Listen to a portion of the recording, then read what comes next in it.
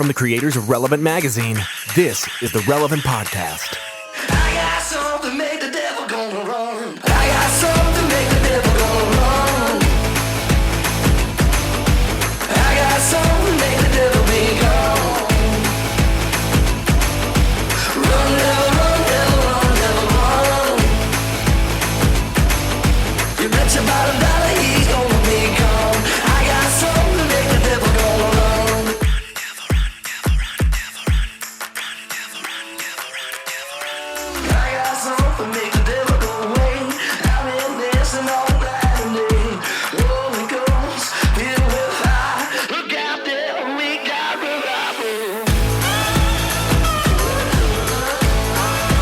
It's the week of Friday, June 24th, 2016, and it's the Relevant Podcast. I'm your host, Cameron Strang, and this week's show is brought to you by Fracture. I'm so glad they're back. Fracture is a photo decor company, if you had to be proper, that's out to rescue your favorite images from the digital ether. They print your photos directly onto glass and add a laser-cut rigid backing, so they're ready to display right out of the box.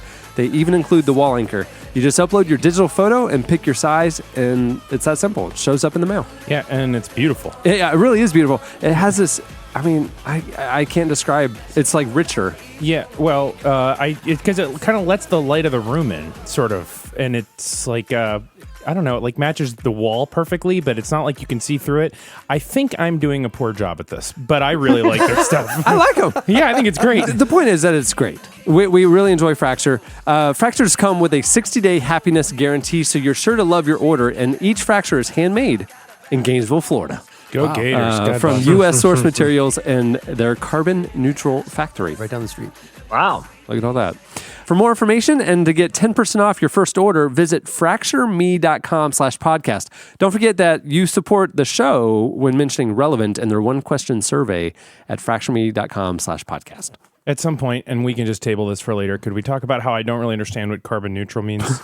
Like I said, I'm your host, Cameron Strang. Here with me in our Orlando studios, he's back. Big Cat Eddie Koffoltz. Nice to see you. I'm still thinking about carbon neutral. Over there. Yeah, I'll explain it to you later. I'm from Portland. I can. Over there on the ones and twos, our producer, Chandler Strang. Hello. On the Skype line from Loverland, Virginia, Jesse Carey. Hello, hello. And all the way from Portland, Oregon, Joy Eggerich Reed. Present. Hey, Eddie, real quick, for fractureme.com purposes, I think it means that they are environmentally friendly, and any carbon that they happen to put out into the environment during the production process, that they offset with different means. So all that to say is they're a great company to support. Certain people, like let's say I'm green and I want to be carbon neutral and I have to fly across the country. Well, I am now putting carbon emissions into the air, so I may offset that by buying carbon credits or planting trees or something like that of equal impact. What about this show? Would you say it's carbon neutral, this show? I would think that bits of data, ones and zeros, coming through satellite beams. Yeah, sure. I don't know. Cameron actually plants a tree after every episode. We do. It's actually, there's almost 500 bottle brush trees out in the parking lot. It's super weird. I will say this, though, compared to the amount that we're polluting people's minds, it's not even measurable. Yeah, so I wouldn't worry about that. The ethical offset cannot possibly be retracted. You basically need to become a monk. And people listen to this show and then they go read their Bible for 3 hours to neutralize it. Yeah. Well, this is what we do. Well, we have a great show in store today. Coming up later, we talk with hip-hop artist Social Club Misfits about their new album called The Misfit Generation. It's an EP that just came out. It's great. And cool. Also joining us, Dr. Russell Moore is on the show to talk about how Christians should view politics with the current political climate. Dr. Russell Moore famously being called out by one of the presidential candidates. He is everything that's wrong with evangelicals is what the claim by the candidate was. So that's fun. Yeah, that'll be fun to listen to. That's how you know you've arrived as any sort of political commentator. When one of the candidates singles you out as everything that's wrong with a major voting demographic. Like, you got to be saying something provocative, agree or disagree. He's someone that's inserted himself into the political dialogue. It's basically my goal for that to happen at a basketball game. Like this guy right here is what's wrong with Orlando fans. Right. The opposing team, hopefully, saying that, not our team. Didn't it feel nice, though, when Game 7 was over, knowing Orlando's back in the hunt. Yep. That's it. There's 29 disappointed teams or 31 disappointed teams, Right. and we're just one of them. LeBron's going to probably go to the Lakers. Level playing field. You think you will? Level playing field. You think so? I mean, it seems to be. I wouldn't know. I'm the worst at knowing No, basketball. we can do sports talk. The only thing, the awkward thing about talking about anything NBA related right now is that the draft is happening, between when we're recording and when this is released. Yeah. So it's hard to project things. But I will say, do you know what that person would say to Cameron at the game? What? He would say, "This guy's a huge problem. He's a huge problem. Get him out of here. You know what? Make Orlando great again. This guy out." It's really good, Justin. Getting I've been working on it. it's shocking. speaking of Game 7. Even Speaking of worse, Game shocking. 7, I had some friends over on Sunday night to watch that game. It's a phenomenal game. Yeah. And one of my friends who came over happens to be a designer at Under Armour. I didn't know your mom was a designer. Yeah. And, High five. and that was good. And Classic. and all, and of course, it was a big week in the Under Armour sports apparel Big week. industry. Big week, as if people who listened to the show last week, heard that some shoes came out that kind of caught the internet by storm. I love them. And so I said to him, he's guys listen to the show, over the years, and I said, hey, by the way, just don't listen to this week's show if you haven't yet, Yeah. because Jesse goes in deep on the Look, I shoes. put him on blast. Let's call it what it is. Went in on it. And he's like, yeah, I haven't heard it yet, but he's like, man, I mean, it's coming from everywhere. And it's like he said, like internally at Under Armour, man, like he's getting texts by all his friends that work at Nike. They're like gloating over all this. Yeah. Because Under Armour's been crushing Nike. And so like Nike finally has this one thing, like the embarrassment of this shoe release, the Steph Curry 2s, the Chef Currys. Well, along those lines, we had a separate meeting this morning. Yes. And we talked about our upcoming huge event, which I at some point we can get into more detail. No, this is the transition. This is it. So in a couple weeks, literally 2 weeks from today, we will be recording our 500th episode of this podcast. And to do that, if you've listened to the show, we've been kind of vague with the specifics, but the site is launching today with more information about how you can participate, whether you can come. It's going to be a very small event here in our studio, or if you can participate, via the internet. But to celebrate our 500th episode, Jesse is doing another psychological endurance challenge to raise money for Charity Water. Yeah. And last year he did the Nickelback challenge. This year he's going Trapped in the Cage. And Trapped in the Cage, he is spending 24 hours watching nothing but Nicolas Cage movies, connected to our 500th episode. Trapped in the Cage.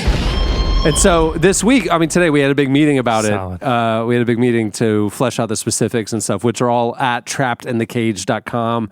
You guys can go check it out. But you went for the .com, huh? Yeah, I did. I actually went for the .biz, and then it said, .com's available. And I'm like, oh. Obviously, it was a good investment, and we want people to be. I want people to be really excited about this, obviously. So what we were talking about ways to. I don't see how much more hyped people could get than knowing that someone is subjecting themselves to something that's going to push. Not just knowing, people can watch you watching. Exactly. It's going to be a 24-hour stream, Shia LaBeouf-esque. Of you watching Nicolas Cage movies. And what I'm assuming is people are going to watch it for the same reason most people watch a NASCAR race. Right. You know that a lot of it's just going to be cars driving around a course. And, if I tune in now and I tune in an hour from now, I'm going to see basically the same thing. In the NASCAR analogy, it's cars driving around. In my analogy, it's me staring at a Nicolas Cage movie, though I will be doing things to liven it up through the night. Yeah, throughout the night. He's got some plans. I do have some plans. But what I'm saying is, I think what people are really going to be looking for, beyond the fun stuff I have planned, is to see if I crash psychologically, emotionally, and physically. Yeah. This is a car wreck on the side of the road. Yeah. Yeah. Cameron, you and I went to ORU, or Roberts University, and they had the whole man philosophy there, where they educate and build up the whole man. Yeah. Mind, body, and spirit. I'm putting every one of those on the line this time. Okay? Like, this isn't just mental fragility. Okay? Yeah. This is going to do harmful things to my spirit, subjecting myself to cage like this. And also physically, I'm going to be sitting there for 24 hours, anything could happen. Yeah. Just so you know, every 30 minutes you should shift, otherwise you could get bed sores. Really good point. That's Joy could get bed and sores. standing, he's No, gonna. it's common medical practice. They say every 30 minutes shift. Everybody who sits for 30 minutes gets a bed sore. That is medicine. I will say this. I'm so afraid of bed sores. I set my alarm for 29 minutes every night. I have a question when it comes to food coming in, potty breaks. Is all of that going to be figured out? Yeah. We're establishing some basic rules because here's the thing. Sort of NASA flight suit. Well, I'm not going to wear a catheter. We're gonna have a concession stand, and we're gonna have pizza brought in. Oh, like airheads and stuff. Yeah, like the old school. Yeah, slushy and one? we're renting a movie popcorn machine, and we're gonna have provisions provided. For the people who are here, because people can go to trappedinthecage.com and they can see the schedule of all the movies that he's going to be watching, and they can come and join Jesse for chunks of it. I'll be here the whole time with him. But we're going to let him have a 2-minute bathroom break in between each movie, and that's it. Because you got to queue up the next movie. That's why. Are you going to have Nicolas Cage films playing in the bathroom? Because I feel like that would be pretty, if we want to be true to this psychological exposure. Or like interviews with Nick Cage. Just that's it. We'll do red carpet stuff in the bathroom. Never get away from his voice. Nicolas Cage loop in the bathroom, so and probably in the hallway on the way to the bathroom. Yep. Because psychologically, there's no escape. Yeah, because if we're going to see him break, which I assume is why we're paying this. I predict around 1 a.m. I think he's going to push it, and I think at 4 things are going to get super weird. Like he's going to be laughing when there's nobody else laughing. But I'll be not laughing like Nicolas Cage laughs. Yeah. Like that maniacal, he's probably psychotic laugh. I'm creating a contest, and I don't know how we're going to be choosing the winner yet, if it's going to be through a donation or someone who comes, but it's a bit of intrigue right now. Oh, maybe the person who gives the biggest donation to Charity Water will win this. Yeah, we'll do different prize drawings. Yeah. I got something. If they give $10,000, I'll block them on Twitter. Oh, That's I like what that. I'd like to give. I like That's that. how I'd like to donate my time. I'll block you immediately. Is there any other way that someone can get blocked by you from Twitter? Because I feel like it's a hard thing to achieve. Almost any sort of communication. I think you're a pretty free blocker. Half of my Twitter feed is some comment about the show, and can you ask Eddie to unblock me? I blocked maybe 5 people my whole life. It's really great. It's those 5. It was the right 5, though.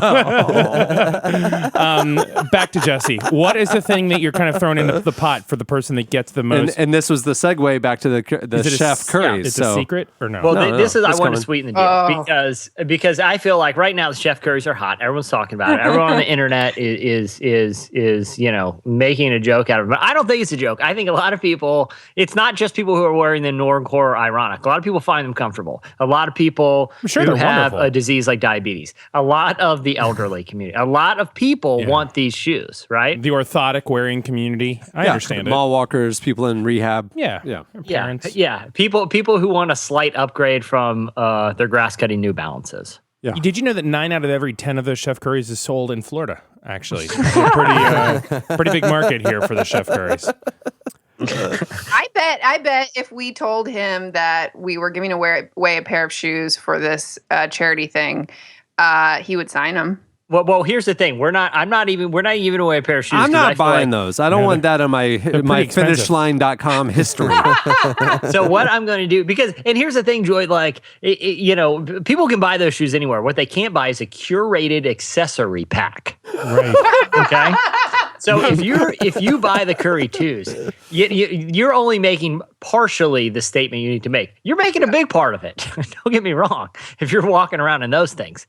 But what I'm going to do is I'm going to help you accessorize if you buy the shoes.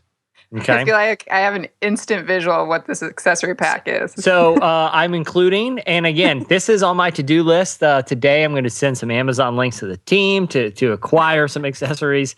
A Bluetooth earpiece, working or non-working. It's for fashion reasons only. So Ideally, the little blue dot still works. Yeah, ideally the light works, but that's not a deal breaker here. the other, then these are just some of the accessories. I haven't got them all yet. Locked in. A cell phone belt clip. So you can clip it right on the side, holster style. Yeah, holster style belt, cell phone belt clip. Yep. Extra long braided belt, obviously. Extra long braided belt. Yep. A double XL big dog shirt.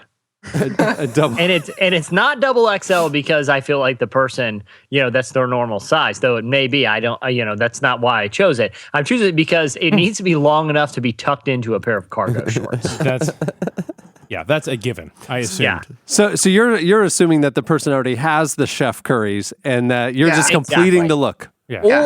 Or they get the accessory pack and they're like, well, now I have to go buy the chef curries. Okay. Right. It could be a tail wags the dog situation. But either way, someone's walking home with this curated accessory pack that I can say with 100% assurance no one else is offering. It's also going to have, I don't know if they're going to be Oakley brand, but it's going to have a pretty sleek pair of sunglasses that definitely wrap around your face and are extremely Well, and don't fitting. you need the $8 pleated khakis that the University of Michigan coach wears? You need those. Yeah, maybe a Sears pair of pleated khakis, maybe pleated jeans, because I feel like those are a good accompaniment to the Curry twos. If you're looking for, after dark attire or something, After dark, yeah. Here's a life question I've always wondered.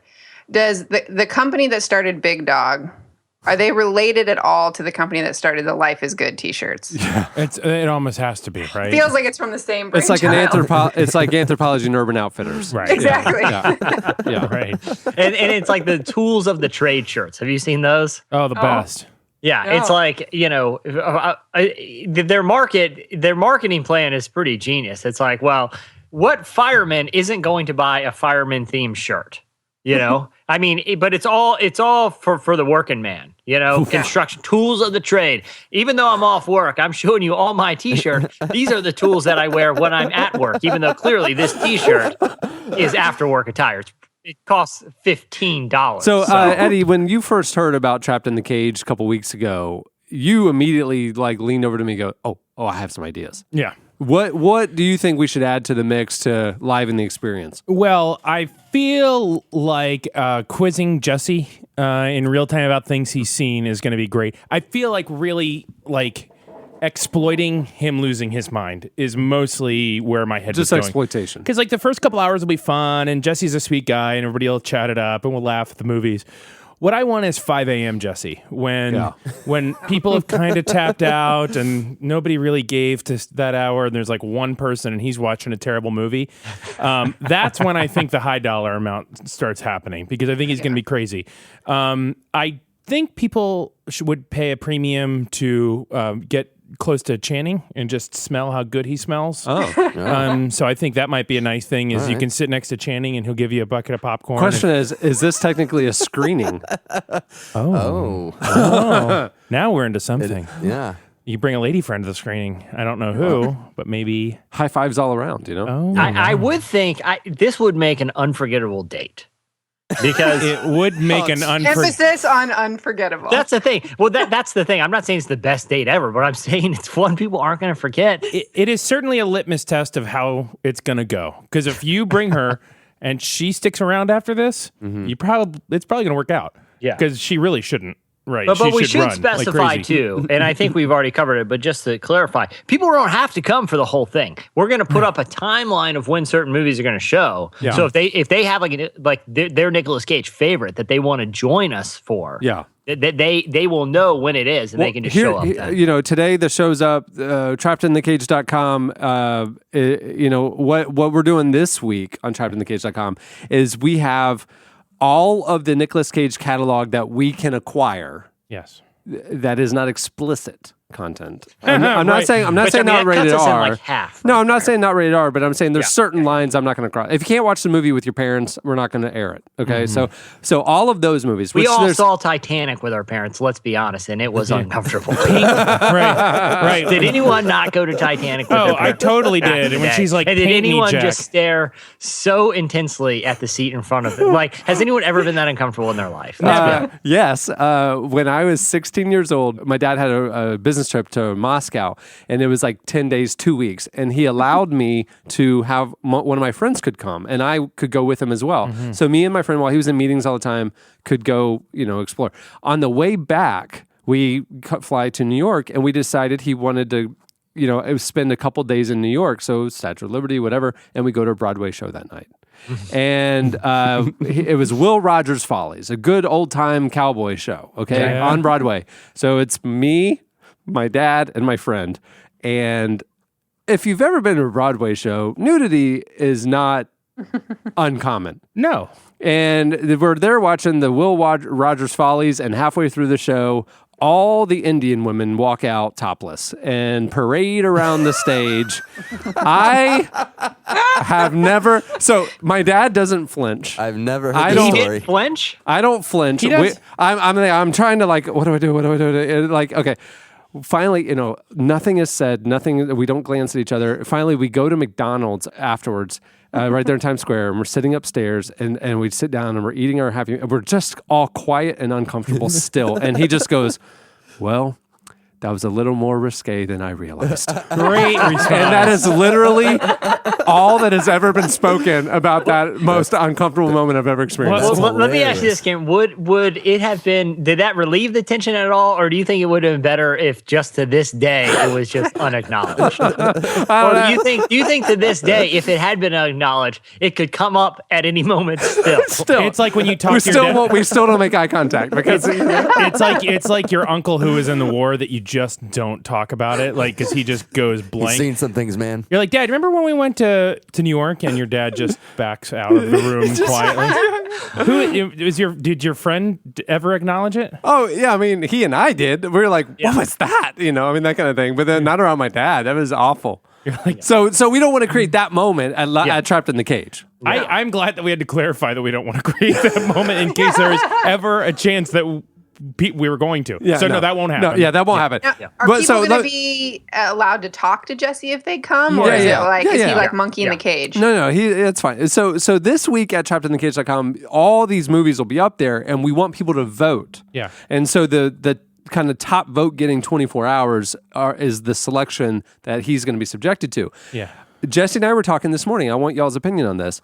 Then what is the order? Should you go start with the highest vote getter and go to the least, or do you start with the least, go to the highest, number 20 to number 1, or do you go chronological career? I think you go chronological. I do think that's really the only fair way. You start with to early make Cage. Him crazy. Yeah, right. Well, and also it's a journey through his life at that point. And if you look at his career, there's this kind of insane but descent. Descent. Yeah. I got to tell you though, that's going to be hard because you're going to start the first half of this whole thing with some pretty good movies. What was that? There was a like great Raising Arizona. Yeah, I mean that's just a wonderful piece of Firebirds. Cinema. Right. It's making the cut. But then you're 20 hours in, and all of a sudden it's Left Behind time. Yeah. Well, that's what I was telling Cameron. It's going to end on a streak of The Wicker Man, Bangkok Dangerous, Ghost Rider 2, and Left Behind. Like the home stretch. But I think that would give you such a fascinating insight into someone's career, especially him. Like then you'd be able to come back to us with this analysis of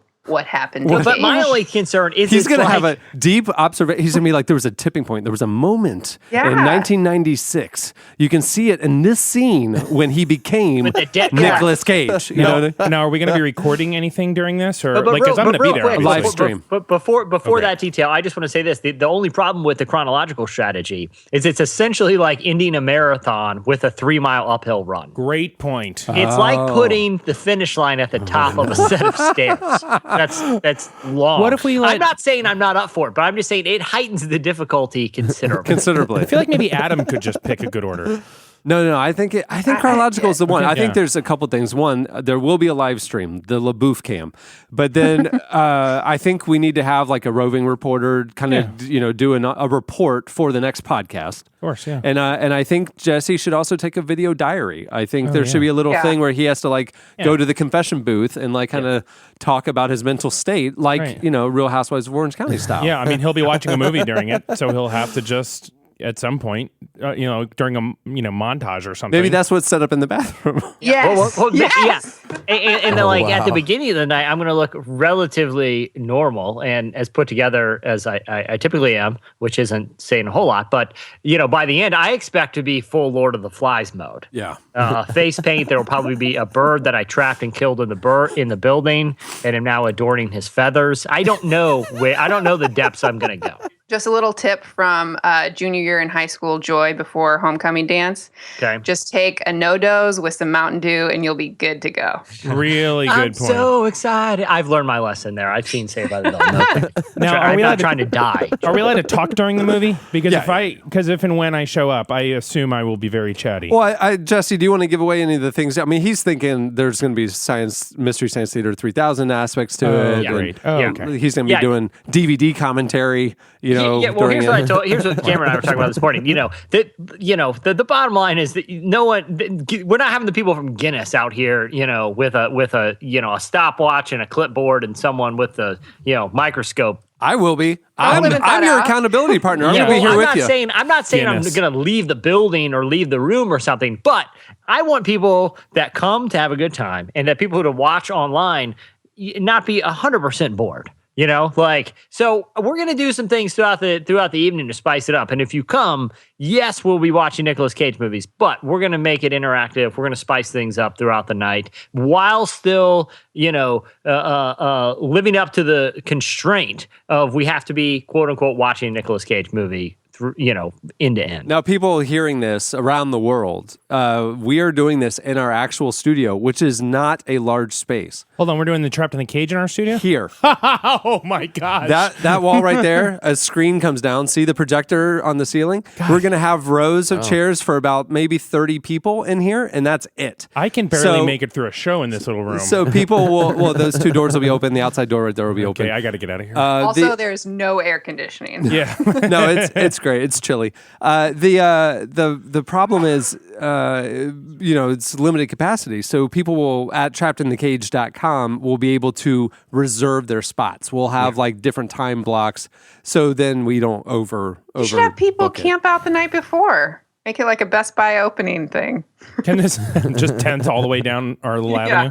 Can this be my reserve spot? Sure. If I show up, all I can do is stand where I stand for the podcast. No, actually, that orange couch right there, we're going to put that front and center for Jesse and me and you and whatever, and then we'll have Other rows of chairs luminaries. behind. Yeah, that's the VIP section. That's the VIP viewing. Yeah. It's the cushy couch. Yeah. I agree with Eddie that it is going to be about that 4 a.m. hour that he's just going to lose it. And I predict that Jesse's literally just going to start believing that he's in the film and just yelling at Nick at everything he says, responding. like we're laughing and then everybody gets real serious. Yeah, I stepped to the other part of the office for like 15 minutes, and I come back, and Jesse's made like a cardboard sword and pirate hat, and he's just like running around the room like he's in the movie. Right.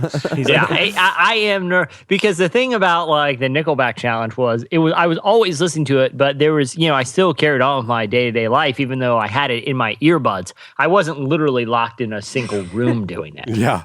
Like I couldn't escape the music, but I could at least distract myself with life. This is you're pretty locked in here. Yep. Trappedinthecage.com. Go check it out. All the specifics are there. /biz, I think is. Okay, it's time for our look back at what happened this week in culture and entertainment. It's time for In case you missed it. Did you see this week David Letterman came out and said that late night TV needs more women? Oh yeah. He shaved his beard. That was the big news too. Yeah. That was crazy. He was looking homeless. He was like real He was retirement. He sat down with Tom Brokaw for an extended interview and implied that he thinks his former show should have been handed off to a female comedian instead of Stephen Colbert. The quote was, "I don't know why they didn't give my show to a woman. That would have been fine. I'm happy for their success and they're doing things I couldn't do, so that's great. I couldn't care less about late night television. I'm happy for the guys, men and women. There should be more women. They didn't ask me about anything. They were just happy I was going." Mm-hmm. He also told Brokaw, the first day of Stephen's show, when he went on the air, an energy left me. So there you go. He sounds I mean, he's always been sort of a Curmudgeon. grumpy dude, and he's kind of got that way more. But he didn't seem very gracious to Colbert. But I do think his point that a woman should have been considered is valid, especially because, as we talked about in recent shows, it's not like Colbert is drawing in these great new audiences. Yeah. Did you see Samantha Bee has a late night show on TBS called Full Frontal? I think it's the best show on TV. And so earlier this year, she made headlines. Did you see when she photoshopped herself into a Vanity Fair spread that featured 10 men who hosted late night shows, but they excluded her? Yeah. And she tweeted out, and it went crazy. She told the Daily Beast, "I just felt so tired of it. It really just came from a place of exhaustion and feeling ignored." So Have you seen her show?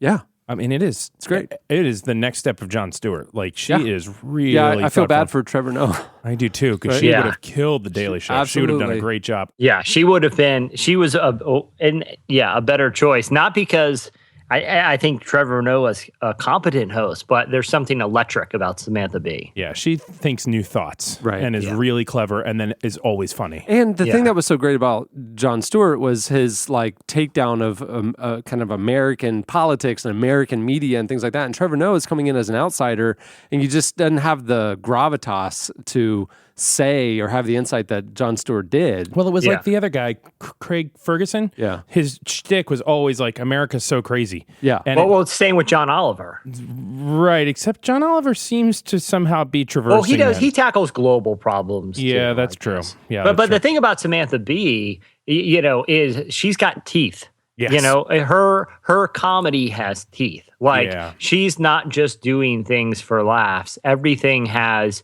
a sharp edge and a razor sharp wit as well. In case you missed it, this week, Justin Bieber had his music remixed The best. into 80s yacht rock. So good. It's like gems. so good. A producer on the internet named Tronic Box just got Bieber's vocal stems and reimagined the music as basically Hall & Oates type stuff. I wish I It's- thought of it.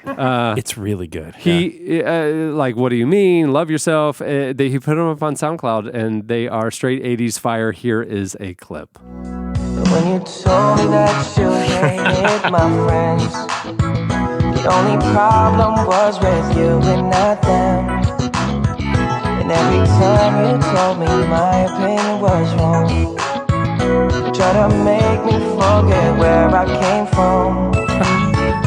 You wanna write a song? 'Cause I Here's What is that really? Here's what do you mean?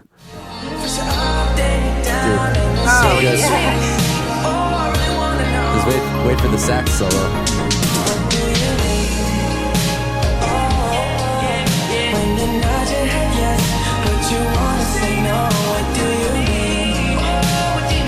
We have, you know what? I'm gonna do a little U-turn here, or a little left turn.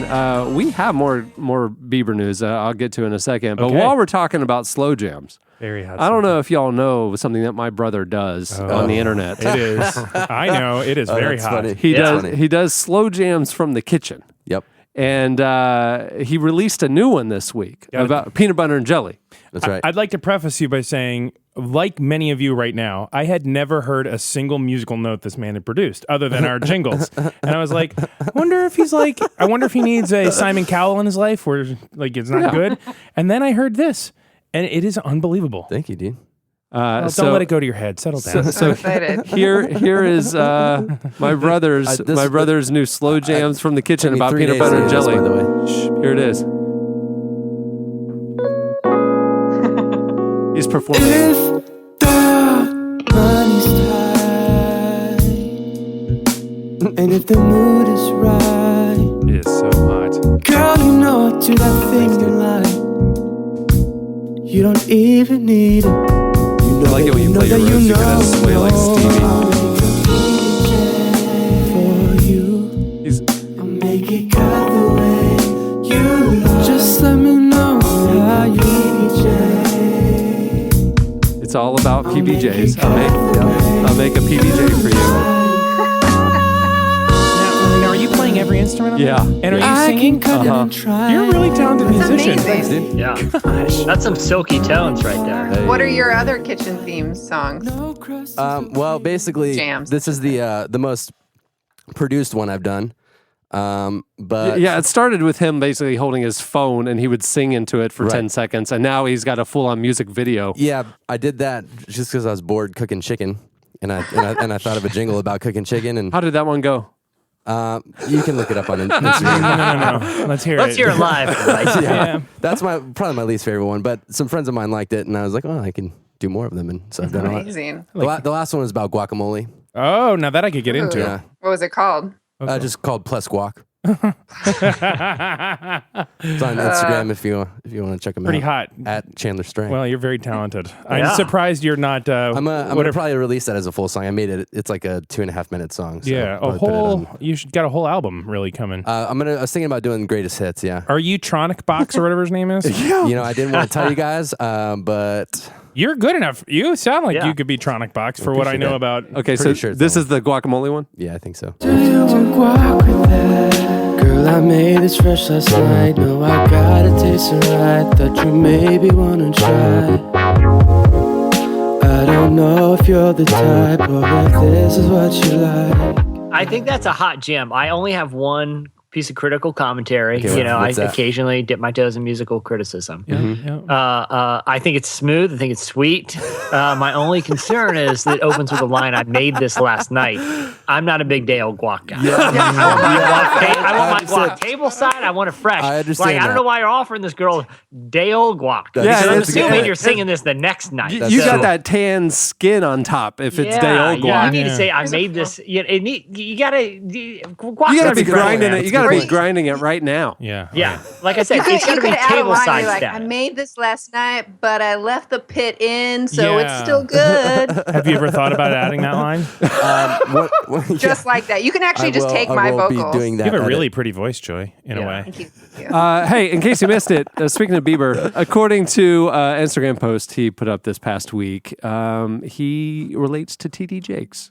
Yeah. He was watching TD's sermon on the TV, and he filmed this thing with his phone. You could tell he filmed this clip. And he posted a clip of a sermon that TD Jakes was given about the dangers of kind of a culture obsessed with image but not authenticity. It was really powerful. Here's a clip. Is this a It clip of amazes me. Bieber's clip? One of the things that amazes me about being well known is kind of hard to get used to, and I really don't like it, but I do it.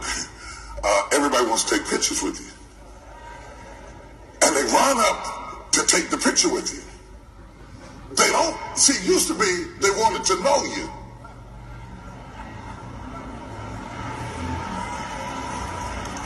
Now they don't even want to know you. They just want to be seen with you. And they look at the image and walk away with the image. And I'm standing there thinking, you had a chance to meet the man and you walked away with the image. The image is the cheapest part of the person. But we are satisfied to live in a world of images at the expense of having reality. So first of all, I love TD Jakes, but this is like a trend with Bieber. Like, I mean, he's been talking about celebrity worship or people just wanting a piece of him. Like, he doesn't do the meet and greets at his shows anymore. Oh, that's cool. He told the Daily Mirror this spring, he said, I just want people to know humans aren't meant to be worshipped. We're just not. So when a human is being worshipped, this is dangerous because it does nothing but give you pride. And I just thought it was fascinating. The fact that he's posting TD Jakes clips about, kind of the artificiality of what we want or what we pursue. But, you So have... does TD Jakes want to sit down and get to know everybody that wants to take a picture with him now? Yeah, that's what he was implying. Line up. Let's sit down. Well, there is a bit of irony because people that are in a celebrity and part of promoting their work or their books or their CDs, there is an image component to it, intentionally or unintentionally. There's a marketing component to it where people obviously aren't going to. Everyone isn't going to be able to spend time getting to know the real individual, but maybe only encounter them in the form of a song or a book cover or something. So but those people also, I feel like, have more of a capacity to provide insight into what the real damage of that is than someone on the outside of it. It's interesting to hear people who are successful saying, having this image built up isn't all it's cracked up to be. So look at Bieber being the moral barometer for Our country yet again. Hey, in case you missed it, this week the stunning full-length trailer for a new movie called The Birth of a Nation went viral. Yeah. Here's what's unique about it. The movie tells a true story of Nat Turner, a slave and preacher who led rebellion against slave owners in 1831. Christian filmmaker and actor Nate Parker wrote, directed, and stars in the film. And what's unique about it is it comes out in October from Fox Searchlight. But the film drew rave reviews when it was premiered at the Sundance Film Festival this year and set a record by being purchased by Fox Searchlight for more than $17 million. It comes out in October. It's already getting Oscar buzz. The full trailer is out now, and everybody was talking about it. Yeah. But here is a clip of the trailer. The Lord's spoken to me. Visions of what's to come. A rise of good against evil. What are we gonna do? We'll fight. But once it begins, our brothers and sisters will join. And we'll number in the hundreds, thousands even. Who is Nate Parker? Who is that guy? Nate Parker. Oh, yeah, it's Andre Day. But Nate Parker was a real slave in the 1830s in Virginia. Actually, Nate Parker is originally from Virginia. The filmmaker and the actor. Nat Turner was a slave, but he was a preacher among slaves. That was known as someone who preached the gospel, but ended up having this sort of revelation about the role that he could play in attempting to end the injustice, and led a huge rebellion. I mean, hundreds. I think in the end, it was something like 50 people died in the actual rebellion, but in the end, like hundreds, over 100 were executed because of it. But it was a really big deal and a very dramatic chapter in American history, where you have the convergence of a justice uprising, a moral injustice of slavery, and the gospel all coming together. And this film tells a story, and Nate Parker, the guy behind it, is a Christian. And this movie that's coming out in the fall, it's already getting Oscar buzz. This could be a really big deal for all the Christian filmmakers out there. Mm-hmm. We can shoot higher than Left Behind. Yeah. Not much higher. Not much. But a little bit. Just a little bit. Yeah. This is like, I could see his career trajectory after this is similar to like Matt Damon, Ben Affleck, who made an incredible sort of indie film that captured the nation. But this one I could even see doing to a bigger degree, because it tells such a powerful story that still has major implications today. And lastly, in case you missed it, the people behind The Conjuring, who appeared here on our podcast a couple weeks ago, yes. the Christian brothers who wrote The Conjuring 2, the most successful horror movies ever. Keep on conjuring. They're making a movie about that creepy nun in the new movie. So the new sequel, The Conjuring 2, just pulled in more than $40 million in its first weekend in theaters. I don't know if you want to connect the dots here, but the guys appear on our podcast on Friday. And between Friday and Sunday, that movie pulls in $40 million. So not going to say it's all us, but a couple $100 but bucks. At least 25 million. It started with Laura Daigle. Mm-hmm. We say we like her here on the show, and she wins like Best Christian New Artist awards. And then, Conjuring 2. I think we should take that credit. Yeah. So I think we should be in this nun horror movie. I mean, I think we've earned a minimum a cameo, but I think speaking roles are... there's this creepy demonic nun in the movie, and she's getting her own spin-off now. So the guys, the brothers, these horror movies they're making have like a real intentionality to the religious imagery and themes. When they were here on the podcast, they told us, they said The Conjuring came in second as the highest-grossing film, a genre film ever. They call it genre films, not horror films. The first one was The Exorcist. So here we have a possession story followed second by another possession story. So it makes me feel like the interest is there. The interest is worldwide. These stories cross over into virtually every religion with good versus evil. So they see it as kind of a... and then they posted a clip of TD Jakes. So PTL yet again. Cameron, I apologize. I meant to put this in case you missed it, but I wanted. This isn't really a cultural story, so I'm just going to throw it in here because it's not really a slice either. But it's an update that in case you missed it. The Noah's Ark from Norway that we mentioned a few weeks ago. Oh, yeah. That was planning a transcontinental voyage. He was going to go to the Olympics. He was going to show. He built a life-size Noah's Ark, and the guy was going to float it around the world to show people about the Bible story from Norway to Rio. And The world will see my greatness. Yeah, Woo! and along the way he was going. I don't know the charity component, but somehow it was going to raise money for orphanages in Brazil. So Jesse, this was clearly your beat. Now, do you have an update? Or is he on his way to Rio? Sounds like it went pretty well. I'm sure. I right? It's have just on a his- very unfortunate update, and here's We're making great time. this guy is very earnest about his endeavor. Yes. And has put a lot of time and money and effort. It's like a 230 foot long boat made out of wood to the dimensions in the Bible. That's actually seaworthy. Well, Look how we big the thought it was boat is. Hello, America. It was See a being boat. towed out of the harbor in Norway, We're on our way. and it collided with a Coast Guard boat. No. And the Coast Guard boat was made of metal.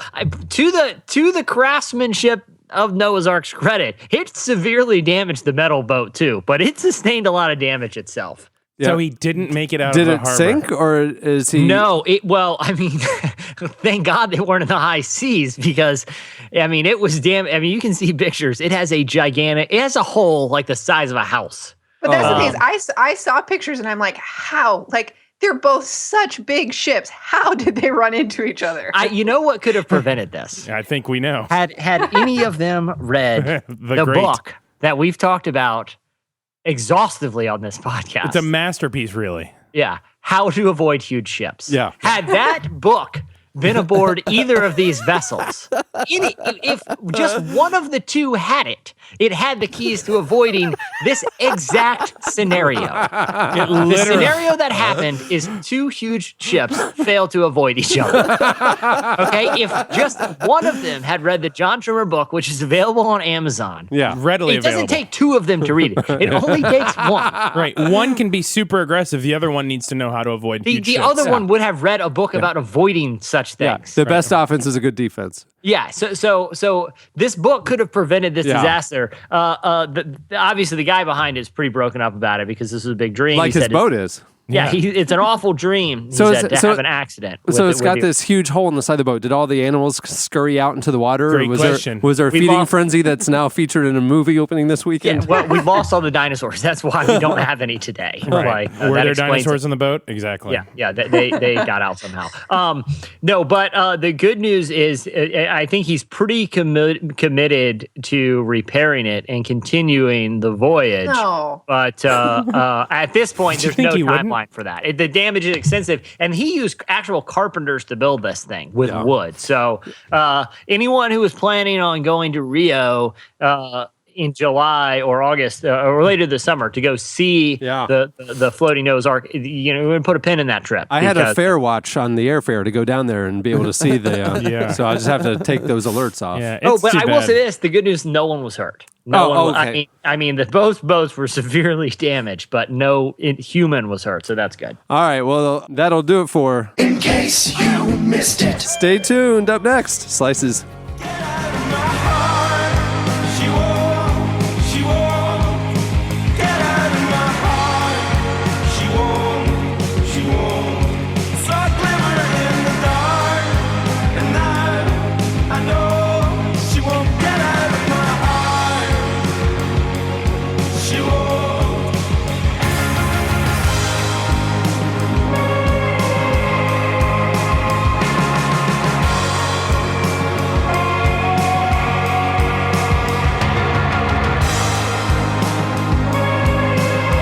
You're listening to Frightened Rabbit. The song is Get Out. You know, if you're a frightened rabbit and the boat that you're in, because you're scared, you don't know how to swim. The boat you're in is in a big crash. Yeah. The first thing you're going to want to do is get out.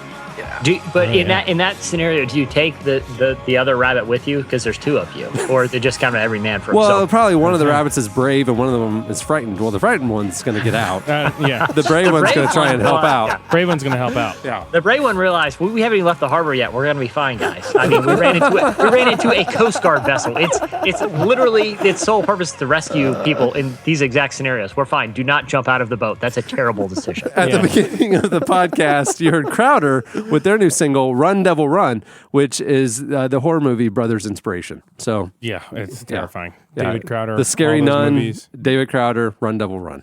Okay, it's time for Slices. What do you have, Jesse? Okay, so there's a travel company called, I think I'm pronouncing it right, Momondu. Yeah, that's right. Yeah. Mondai. Perfect. I have their app. Okay. Yeah. Do you really? No. No, nobody knows Well, what you're from talking what about. I understand, That's where I they're got pretty- my fare alert for my Rio trip to go see the Noah arc. They're the exclusive travel agency of this NOAA project. It's on hold right now. I mean, you can only go to that harbor in Norway to see the mess right now. There's a lot of wood floating in the water. So if you're in the Oslo beaches area, Yeah. watch out for the splinters in the water. Yeah. Yeah, it's real wood. So anyway, that's my slice. No, so Monmodone. I just butchered You're it again. butchering it. You're really on this. Mondu. Mo Mondu is There's no one listening that actually knows how to pronounce it, so just go with it. It's about So confidence. it's an international travel agency, but it wants to rethink the way that people think about travel and make it a force for good and not just something that people do for leisure reasons, which isn't everybody. A lot of people have different motivations for travel, but they want people to travel with intentionality, to learn about different cultures and ultimately increase their understandings of different ways of life. They've actually conducted some different surveys with the help of real survey agencies to determine the impact that travel can have on the way people view the world. And they found that, it's not anything sort of groundbreaking, but when you encounter different cultures through travel, you're much more open about cultural issues, about understanding people from other religions and other races. But they wanted to try to increase interest in this new way of thinking about travel to, expand your mind instead of just having a good time. So they've launched a new contest where they're asking people, they partner with a DNA company that they're asking people to do DNA research, and they're going to choose one winner of this contest and take them on a trip around the world so that they can visit all of the locations that have been identified as their roots. So that they can see actually where they came from based on DNA tests. And they hope that this could spark some sort of trend or a movement, combining the interests of the DNA movement that's kind of going on right now with companies that will you can send your blood to, and they can tell you more about where you came from, where your ancestors are from, with travel. And not just to learn more, but to learn more about other cultures and how connected we all are. They released a video promo where they actually did DNA tests from people from across Europe who had some pretty strong opinions about different current and political issues involving different cultures, immigration, things like that.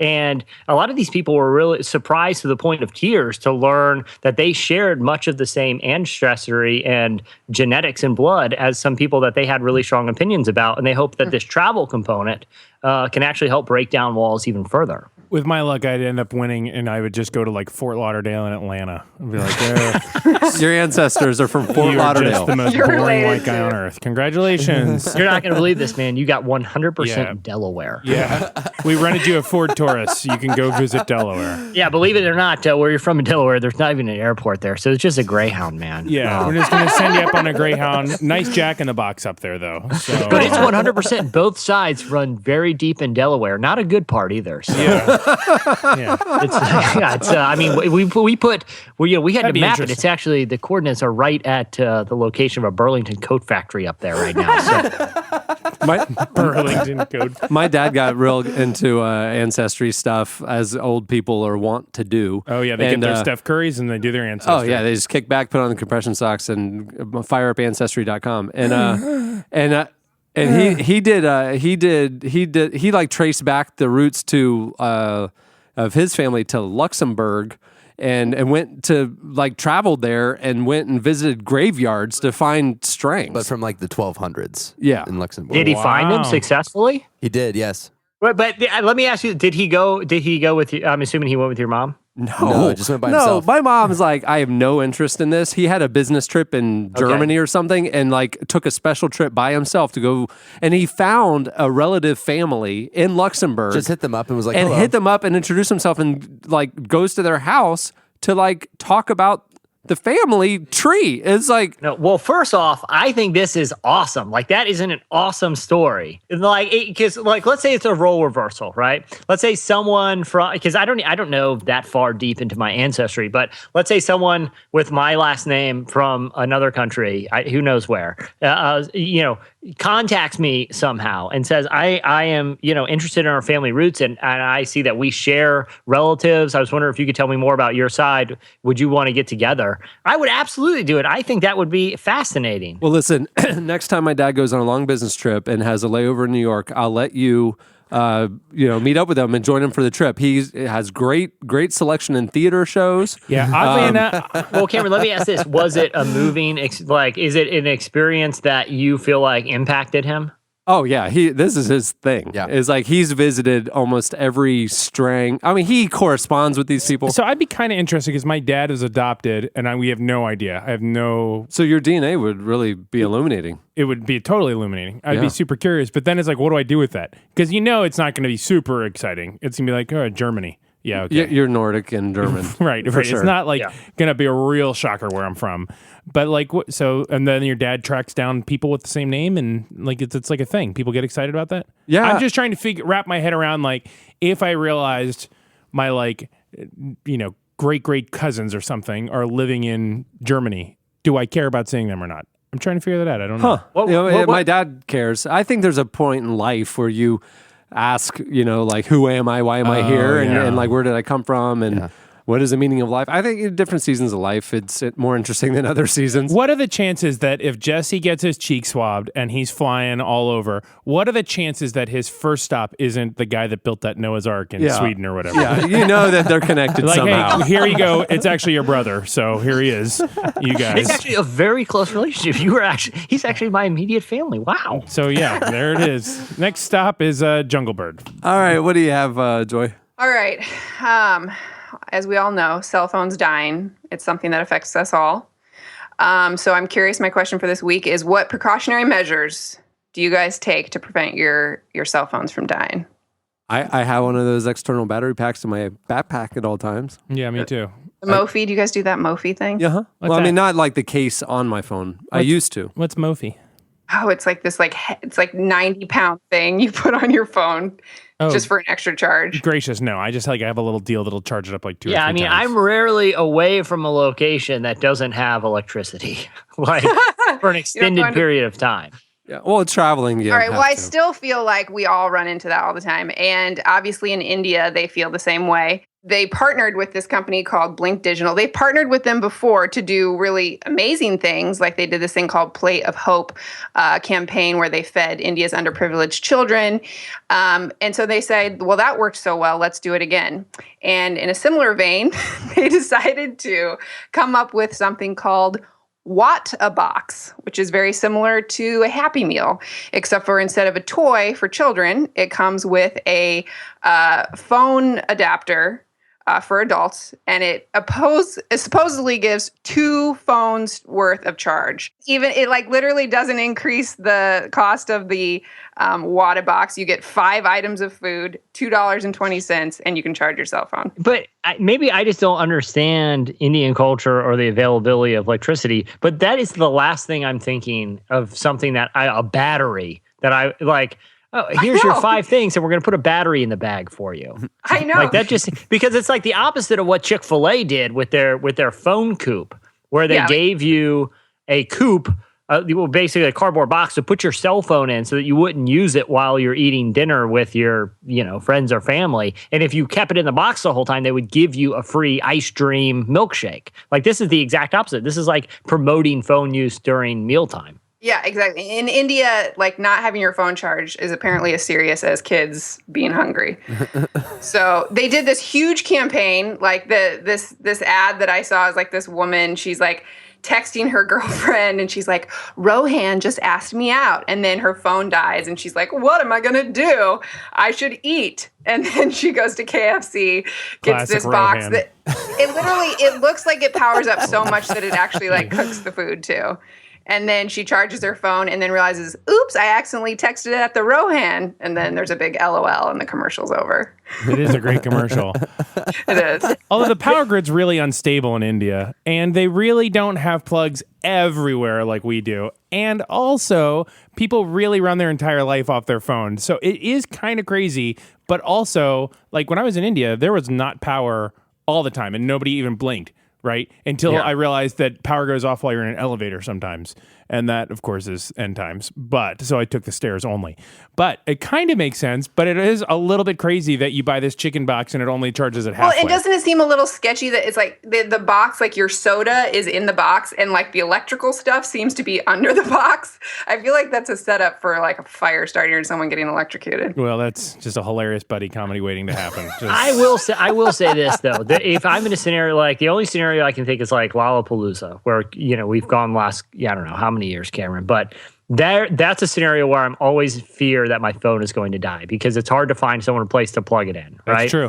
And you're outside and you're using it a lot, especially. And you need some chicken. You need chicken and biscuits. So that's the thing. If I go to a place and it's like, man, I can get that schnitzel I eat every year at the little German section. That schnitzel. Yeah. Oh, it's worth the festival Do alone. a little dance for But you. the end of a schnitzel is a cord. Yeah. But if it's like you can eat the schnitzel or I can go get chicken fingers and they'll charge my phone, it might be enough of an upsell to go get the chicken That's fingers true. if I really need a charge. Brilliant marketing. I'm always there in surprised India. phones don't have like a solar panel on them or something. Doesn't it feel like we're going to be in like 20 years remembering like, oh, remember when we always were like trying to charge our phones? Those watches that like don't need a battery because the motion, the kinetic That's energy. right. Why can't I just shake Why up can't my we just phone? shake the phone up? Yeah, like an Etch-a-Sketch. I guess a watch probably takes a little bit less energy than our phones that are also Chips keep getting smaller. Yeah. I think we're It's close. no big deal. 600 mil. And I could shake a phone pretty hard. Yeah. If you think about it. Really give it a jostle. Yeah. Charge it up for a little while. kinetic energy. That's a free invention idea for anybody out there. I didn't even patent Shark it. Tank that. What do you think, Cubes? Yeah. $2 million for 10% deal. We got a deal, Mr. Wonderful? We are definitely in the prototype phase. All right, what do you have, Eddie? Well, have you ever been to a job interview? No, you just made your own jobs. No, you've been to a job interview. Yeah, Cameron. I had jobs before this one. Yeah, well, there you go. So we've all had a job interview. You were the only one I wasn't quite sure of. So we've all had a job interview. And what is the very first thing you do when you walk into a job interview? You do the power stance where you stand outside the office and hold your arms up so that you get the feeling of being powerful. I shake my phone really hard right before I enter the room. Give it a nice charge. Yeah, Jesse. I demonstrate my personal power by finding the heaviest thing in the office and lifting it, even if it's only a few inches off the ground. And then I stare intently at the person. You just make deep, unending eye contact. What's this desk made out of? Paper mache? Ah! And then when they ask you I what would your say my strengths are, you greatest just lift the weakness desk. is I work too hard. I'm a bit of a workaholic, so. Researchers recently asked 237 how any of you all worked is beyond me. The researchers asked 237 I care too much about doing a good job. Man, I have a lot of weaknesses, actually. Yeah. Too much of a team player, I think I would say. Sometimes I accidentally show people up on my works. That's so good. I mean, I'm very weak. Yeah, I take feedback and implement it quicker than my coworkers. And it's like hard because I am so much better at my job. But then I say this. I will say this is one thing I've tried to work on. I over deliver too much. I mean, I asked for something. Not only do I do it on time before it's asked for, but I do it better. And I got more. I got to work on that. I mean, hey, I'm not perfect. So and just between us, I love working for people. I love taking direction. I love not having a say in things. Strategy is not my game. I just want to do what you want me to do. I will say this. I'm a little too punctual. I'm never late, but I'm always a little early, never uncomfortably early. Like I'm there waiting for someone to come unlock the door for me, but I'm never late. And sometimes it's like, is this guy ever going to be late? No, it's a weakness. Sorry. I'm on time. And I just real quick, before we keep going with the interview, want to ask if I don't take all my sick days and just keep working around the clock, are you going to care? Because that's just who I am. Can we give those to other employees who are actually sick? Yeah, because we can just give my days away because I'm basically perfectly healthy. Well, a lot of weaknesses, but I did lift your desk for it. That is my. So that's not a weakness. With you with you sitting on the desk. So that's that's actually a strength. Can I ask to have the heaviest employee that works here come in right now and sit on that desk? Because I'm pretty sure I can still lift it with them. Who's the heaviest person here? Do you know? According to the Journal of Hand Therapy, which I don't want to, I'm sure most of you read this anyhow, but if you've read it already, my subscription just lapsed, unfortunately. Yeah, the Journal of Hand Therapy, a real publication. The researchers asked 237 participants aged under 30, so millennial, sorry to drop the millennial bomb on us, but to exert as much force as they could on a hand dynamometer, so something that basically measures your grip strength. Yeah. In other words, your handshake. How strong do they shake hands? Which measures grip force in pounds. The results showed that strength scores were lower for both men and women than they were when the same study happened in 1985. Specifically, men's hand strength decreased by 20 pounds and women's hand strength decreased by 10 pounds. The only group where this was not the case was women aged 30 to 34. But essentially, the study is saying that in millennials, they don't shake hands hard anymore. And that, but they have callous knuckles from all the fist bumping. lots of fist bumping, a lot of poking on Facebook. That's an okay thing to say. They have a really strong index finger. So Eddie, I'm assuming that they're not pointing to some physiological change in the generation. No, people are not getting but weaker. People are more timid in face-to-face interaction. That's the implication. Or are they saying it's evolution? They're not saying because they're not doing things that strengthen their hands as much. They're not saying it is because humans are getting Are they weaker. saying the reason is because like upholding cell phones and using technology that takes no strength? That's exactly right. But how come, are thumbs stronger? You would think thumbs. The mobility of overall, they're saying this is overall grip strength. So there was no indication. And again, I have not gotten the latest hand therapy journal, which I will, but I'm on a kind of a late subscription. It's kind of hard. But they do. I forget they have the iPad version, which is actually probably the best thing they create. But so they're saying $12 for a year, and you get a Christmas But you're album. saying that. But I'm just trying to hone their implication here, right? Because it's interesting. Right. I mean, and it says something about generational differences. But are they saying what it says that millennials aren't comfortable with that type of face-to-face interaction, or as comfortable, or that they're just not used to using their hands in any way that deals with like delicate technology? But video games, I mean, video games, they grew up on video games, so the fingers, the thumbs, they should be strong. I can give a precautionary tale to people who are in their 20s now. In 2007, I had an extreme snowball fight where I had gloves off for 3 hours because it helped me pack snowballs better. And I literally did nerve damage to my hands, and they're not as strong anymore. wow. So that, I don't know if the journal goes into that element of... That's the cover story for December. When she says that, don't you immediately know that her hands are completely fine? Yeah, they're completely fine. No, She's self-diagnosed that she has nerve damage. No. I actually went to the doctor. No, I know.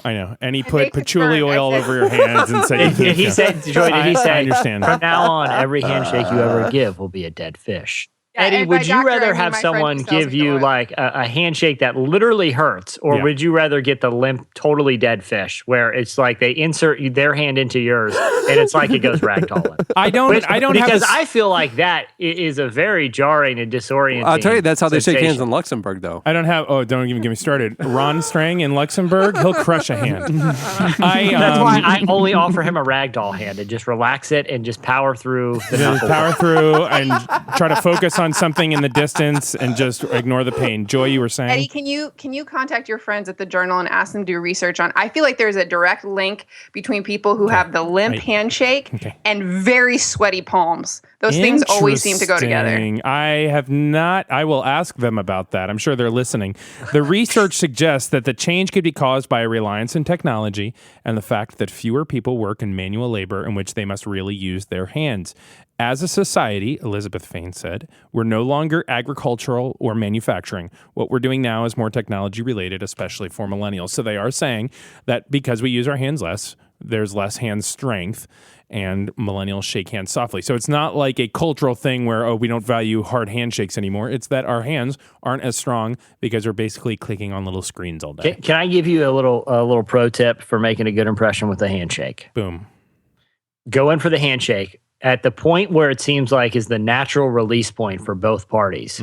Grip tighter, pull in, hold for 5 more seconds, grab their elbow with the other hand, and kind of squeeze it a little. Pull them in, nose to pull nose. them in a little, and then act like you're going to let go and hold 5 more seconds. Yeah.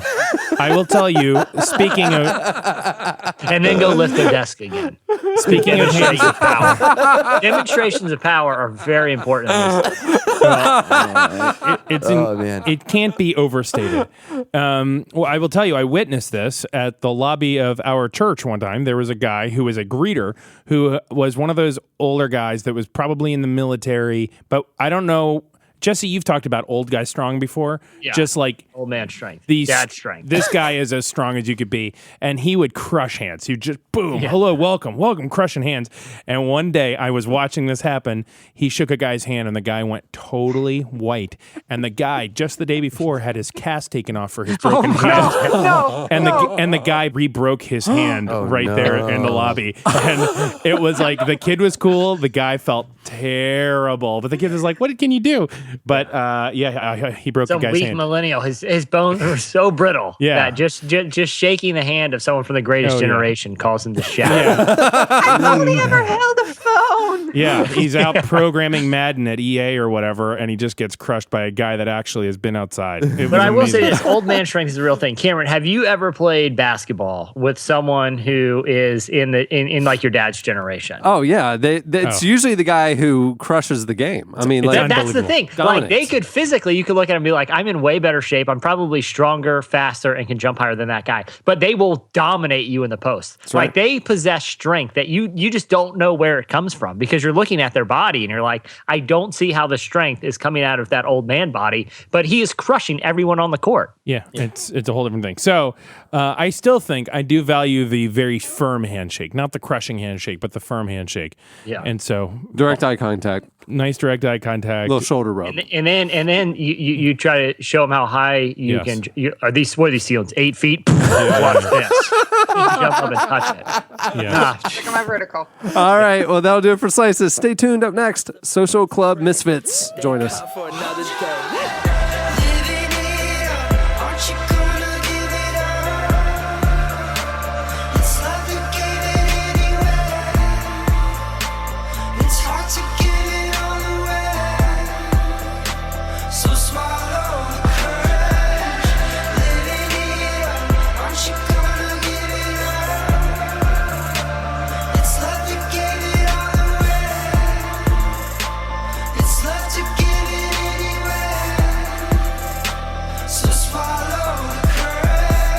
You're listening to our next guest, Social Club Misfits. The song is it's their new single, Courage, featuring tree giants.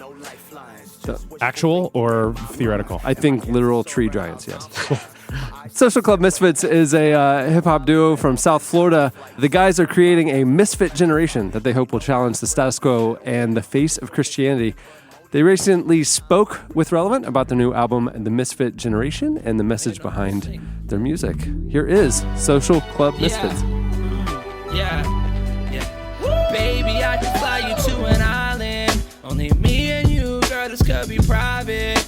Been working all summer, I've been wildin'. Yeah, let's get carried away. Oh, baby, let me take you to an island. Only me and you, girl, this could be private.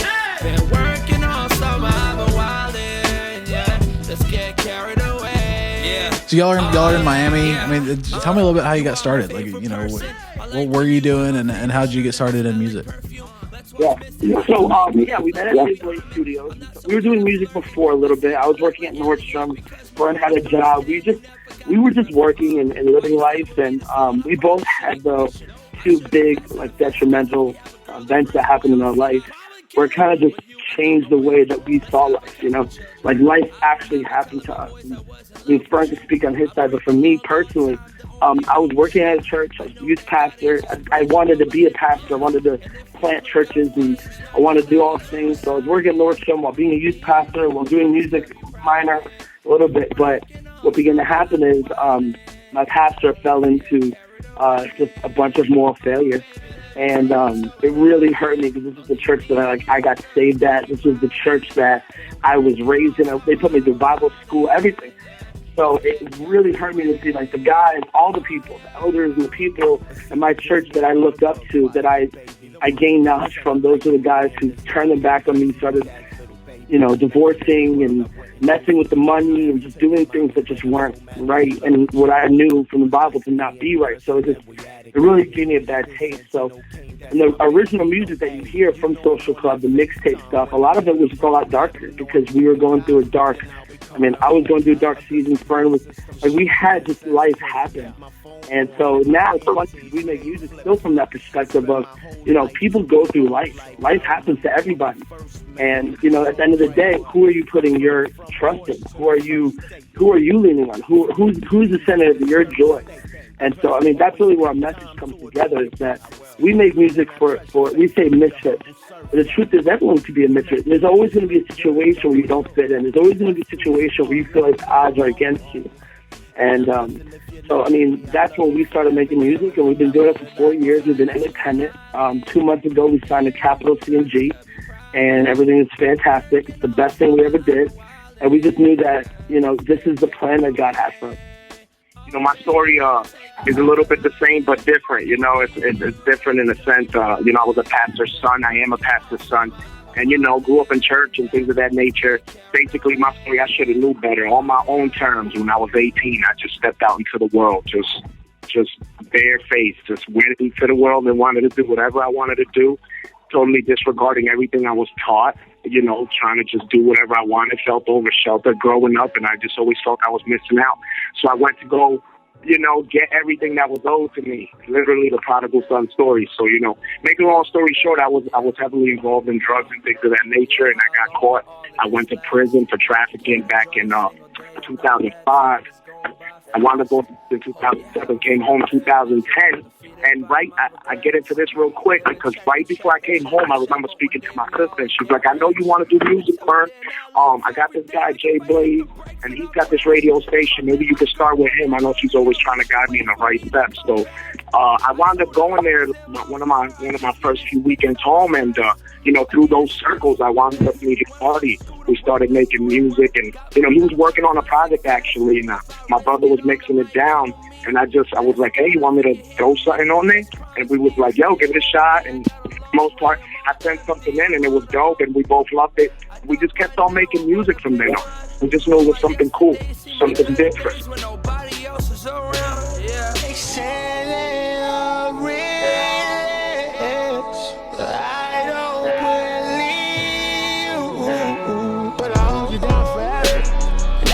If you let it, and it doesn't get much better if you never show no effort.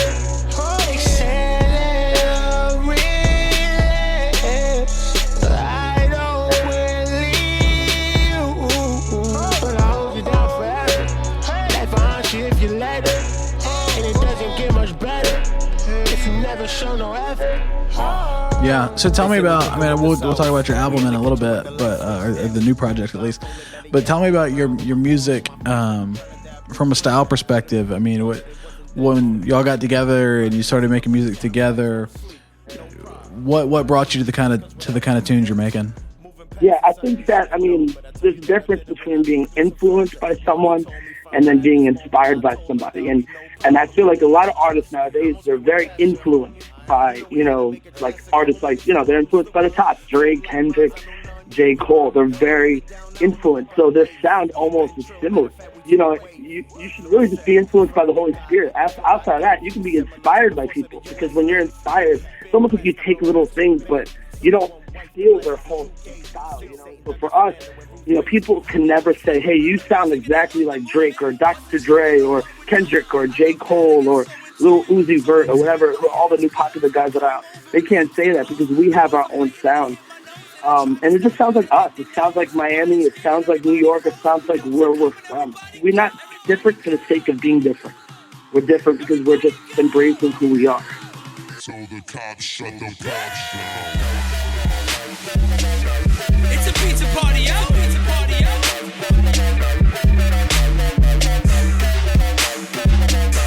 It's a pizza party out. So the cops shut the party down. It's a pizza party out.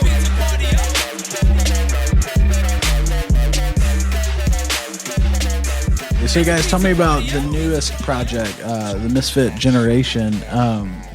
how is this different from some of your earlier work and 20 last year and even 2014? I like to think. Yeah, I like to think that it's like our great entrance, if you want to call it mainstream. It's our great entrance to like radio and a mass exposure, different platform. Yeah, and I think a piece of us, like, what makes it really different is that, number one, like, we're in a different place. Like, it's almost like when we started making music, we were like, let's make music for the 6-year-old. And let's make that investment, like, to make it. Because here's the thing. Like, we made music for them. So the initial music was always free. And then when we started figuring, hey, now it's been 2 years, our kids are 18 now. Now, at this point, they're about 20 years old. They're 21. They're getting into college. Some of them are not going to college, and some of them are not, and we feel like we're growing with our audience. So absolutely. This new album is like, all right, I got married now. We're talking about like work-life balance and trying to do what God has you, like balancing all that. Like, there's a lot more heavier topics in this. And so, our old music was very much, hey, for that type of audience. Like, we have a song called Cops, and we have a song called Heavy Hands, which was like, hey, we're going to make a song joking around about groupies and stuff like that. But now it's like, we're not dealing with that stuff anymore. Yeah, I might be ugly, but my girl is slaves. Put a ring on it, I'm doing my thing. They hate the way that we do everything. Make the world mad, I don't care what they say. I make the songs that the radio hates, but you know how we do. They pray for my downfall like Cali, but I get more likes in the valley. You get it, I get it, no one can define me. Only misfits around me. And I'm praising my savior who didn't leave me the same way that he found me. And he could've, I know some of my friends that would've. I know that he should've, but he picks the foolish to do all the things that I know that we shouldn't be doing. And so one last question for you guys. We can wrap with this. What's next? What can we and fans and new fans expect from Social Club Misfits coming up?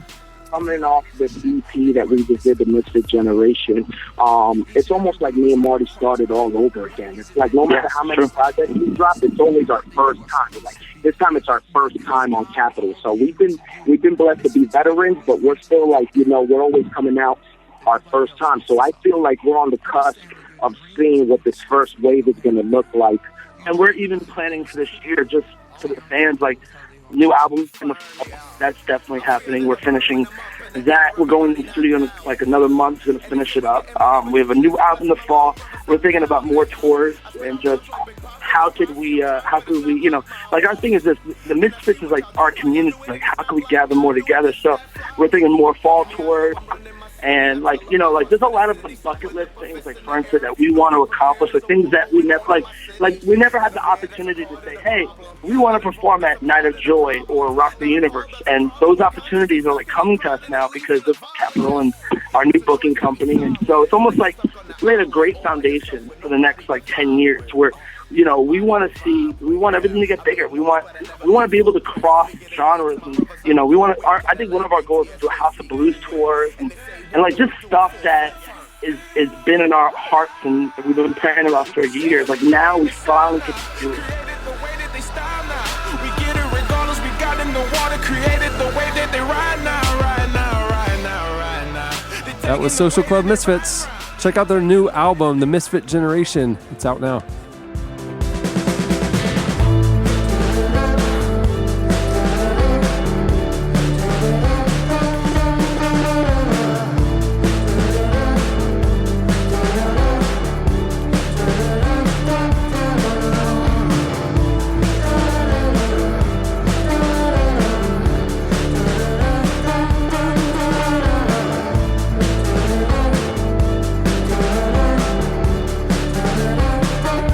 You're listening to The Kills. The song is Siberian Nights. Now, before we get to our next guest, Dr. Russell Moore, I wanted to say something. You all know that we have great advertisers that support this show and keep it free and keep it happening for the last now almost 11 years, 500 episodes in a couple weeks. Yeah. Well, one of the reasons why those advertisers love the Relevant Podcast is they know that our show has amazing listeners. And right now, we have a survey that I'd love for you to take to help us know more about our audience. If you could just go to podsurvey.com/relevant, it'll just take 5 minutes, and we're just going to ask you some questions about yourself and what you like to buy. It's completely anonymous, But your answers help us find advertisers that are well matched to you guys, your interests, and the show. When you're finished, it'll enter you for a monthly drawing to win a $100 Amazon gift card. Even if you've taken the podcast listener survey before, I'd love for you to take it again, take ours, and help support the show. And don't forget, you have a chance to win that $100. Once again, it's podsurvey.com/relevant. Oh, good. That's a good idea. It actually really will help us. That's really clever. Yeah. Dr. Russell Moore is the president of the Ethics and Religious Liberty Commission. He's also written several op-eds for the New York Times that have drawn national attention for challenging preconceptions about Christianity, politics, and race. We recently spoke with Dr. Moore about how Christians should approach the most contentious election in memory without compromising their convictions. If you haven't noticed, politics is dominating our culture right now. And as you know, we're in a really interesting situation with the two candidates that are emerging. And a lot of Christians aren't really sure what to think or do this election. So we wanted to talk to Dr. Moore. He is someone who has a very interesting platform and a pretty big voice right now when it comes to Christians engaging in politics, and isn't afraid to be non-diplomatic and say things that are uncomfortable and tough and really challenge the dialogue. He's a really interesting dude. Here is Dr. Russell Moore.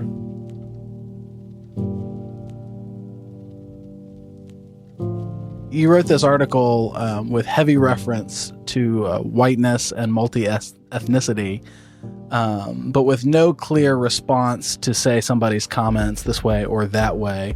Rather, you're responding to, I think, a cultural moment or a cultural mood. Can you describe that to us, like what you have in mind when you set out to address this issue? Well, there are certain moments in history where people's words or people's silences are going to be remembered because they're moral turning points. And so I think of, for instance, Walker Percy talking during the Civil Rights Movement, saying that if Southern Christendom doesn't speak to issues of racial justice, people are going to conclude that the Southern Church is simply a social club that has no word from God. And that's, of course, he was prophetic in that. That's of course exactly what happened. And I think that we face a similar moment right now, where we see things being said and things being suggested that maybe have been implicit in other places, but are explicit right now in ways that people are going to have to give an accounting for. Now, obviously, as a Christian, I believe we must give an account for every word spoken and every thought at the judgment seat of Christ. But it's also true that we have to give an account. We have to give an account even before then, in terms of our horizontal relationships with one another.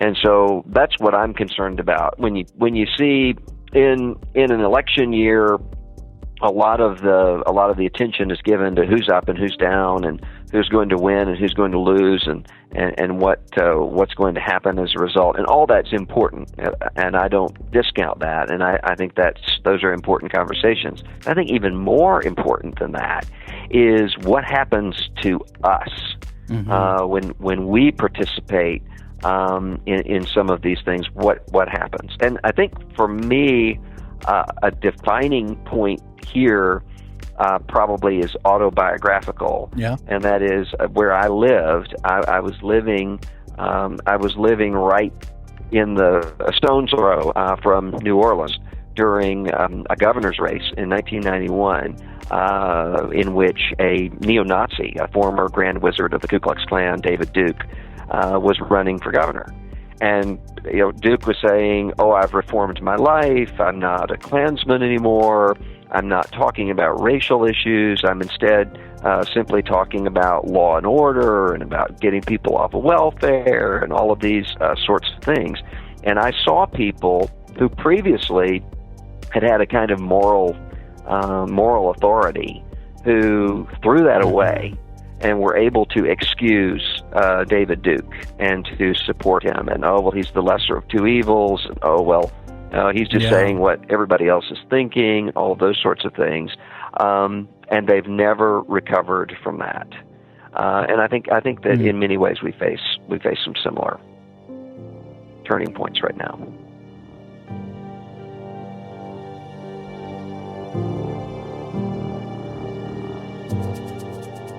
Well, a lot of these issues run smack dab into, at least for people like me or my age and from my background, it seems like two versions of Christianity colliding.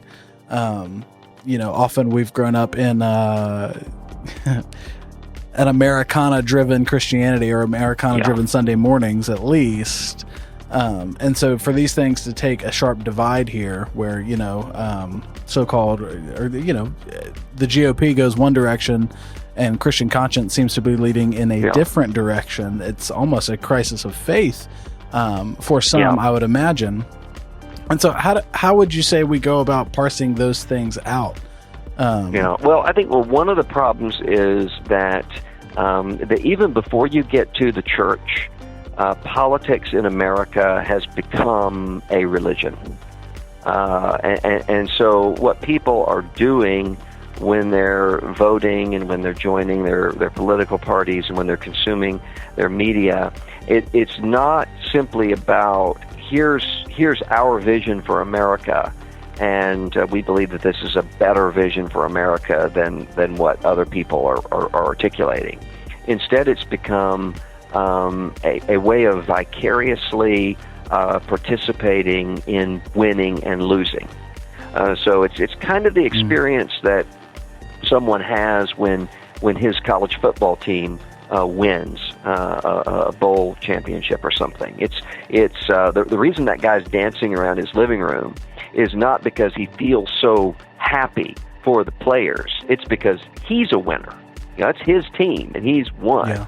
And I think we've done that with politics, where it's here's our people and these are the good people, and here's the other group of people and those are the bad people. I think that's happened on both sides to a degree in which we've in many cases found our fundamental sense of identity there, which is why people rarely even interact with people who disagree, except in arguing with one another on Facebook. And so once that happens, then that creates this sense of special trauma, because for some Christians of a certain generation to stand up and say, we have major, major moral problems this year coming from both the Democratic and Republican parties, it feels to some Christians as though they've been excommunicated.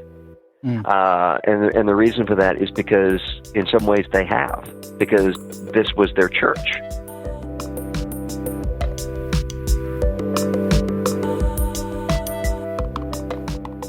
So a common reaction then, and you've spoken to this myriad times, including, I think a few minutes ago referenced it, but a common reaction to that is to say, well, I will just be then apolitical, which mainly means not saying anything, I guess, about politics here and there. Is neutrality an option or even a possibility for Christians when it comes to politics? Well, I think that what some people mean by that is that we need to have a kind of political distance. And with that, I agree. We need to have the sort of prophetic distance that is saying we're not going to become the sort of people who are here attaching Bible verses to anybody's party platform. And we're also going to be the people who are going to be willing to critique from a revelatory moral framework people across the spectrum. And we're not going to worry about are these our people or somebody else's people. We're gonna speak as those who are free to speak, not just as citizens, but as people who have a word from God. In that sense, then yes, I agree with that. The problem is what some people think is, well, let's just not worry about politics at all. You can see that on the left and the right, sure, yeah. Where you can have people. Let's just simply talk about don't talk about evangelism, and then let's talk about discipleship. Well, the problem with that is that those churches that do that don't really become apolitical. Those churches become hyper-political, because whatever you don't address And there are all sorts of things that we shouldn't address. And there are all sorts of political issues we shouldn't address. I don't think the church should be endorsing candidates. I don't think the church ought to have an energy policy. I don't think the church ought to be deciding what the minimum wage is, all sorts of things. So there are all sorts of things that the church doesn't address because we say we don't have the competence to address those things, and these are not issues of moral interrogation. You're not going to be asked about this at the judgment seat of Christ. But the problem is that means then that those things we don't talk about are those things that we don't have the authority to talk about, and that are not going to be issues of sin. And so if you're in 1845 Georgia and you don't talk about slavery, you're talking about slavery. Because when you stand up and say, repent of adultery, repent of drunkenness, you don't say repent of kidnapping and owning human beings, then you have spoken about slavery.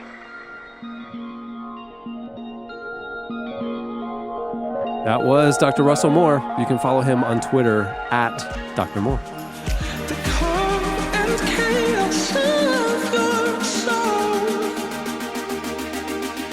You know you might surprise yourself.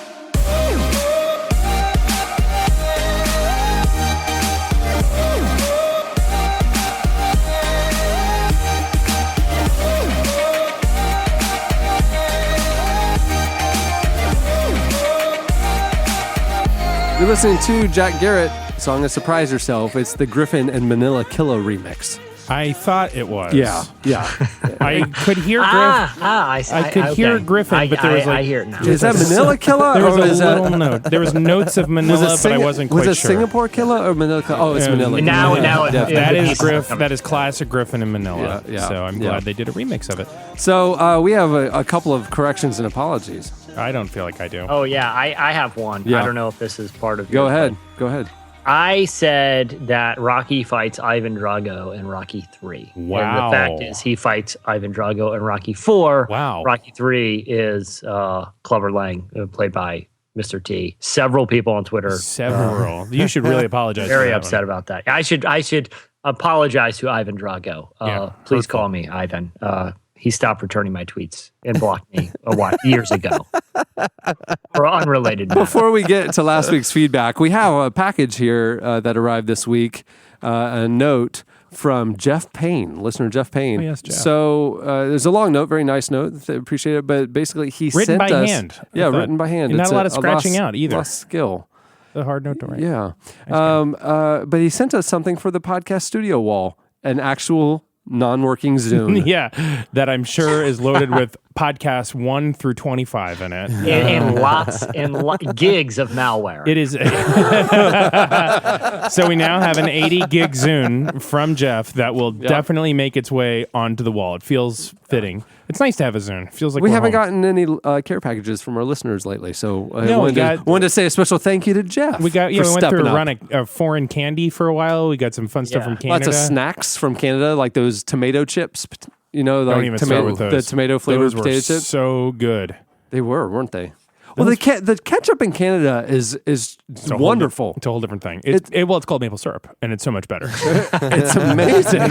It's so sweet. Yeah, it's so delicious on everything. Yeah, it's just like all the people of Canada. Just very lovely, just sweet, folks. Much better than the American variety. Yeah, Canada's the best. It really is. Yeah. I will say this though, not when it comes to their bacon. Like, I disagree. American bacon, regular bacon is way better than Canadian bacon. Oh, I disagree. Well, Canadian bacon just slabs of ham. That's what I'm saying. It's just weird round ham. No thanks. Give me the slabs of the greasy American But I think that's just an Pass, issue between Canada. soccer and football. Like, it's just different words. I don't think they really... I think they probably have bacon that you would like. There's up a there. thing called Canadian bacon. Yeah, it's on an Egg McMuffin. I understand, but that's like... it's too complex a thing. But you're saying they don't think that it's the same thing as our they're not bacon. saying like, oh, it tastes exactly the same. They're saying like, no, we actually call ham bacon here. Eddie, here's the thing, man. I really, really don't want to get into another thing with you about pork products. Well, we've had a long. We've been down this road, I'm afraid, and we just don't see eye to eye. Your lack of. Could we put in a slot at maybe 3:30 in the morning where Jesse and I do a half hour talking about pork? And just we're going to do the cured meat hour at 4:30 during.